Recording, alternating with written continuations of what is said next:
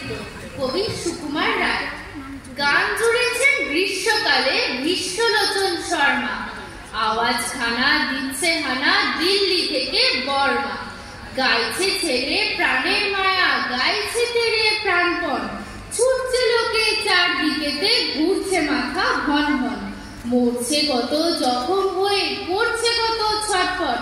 বলছে হেকে প্রাণটা গেল, গানটা থামাও ঝটপট।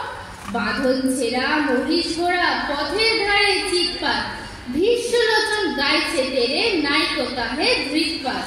চার পা তুলি জন্তুগুলি পথে রেখে, জন্তুগুলি পড়ছে রেগে মূর্ছায়। লাঙল খারাপ পাগল পাড়া, বলছে রেগে দূরছায়। জলের প্রাণী অবাক মানি, গভীর জলে চুপচাপ। গাছের বংশ হচ্ছে ধ্বংস, পড়ছে দেদার ঝুপঝাপ। শূন্য যে ঘূর্ণা রেগে ডিগবাজিকায় পক্ষী। সবাই হাঁকে আর না দাদা, গানটা থামাও লক্ষ্মী। গানের তাপে আকাশ কাঁপে, দালান ফাটে বিলকুল।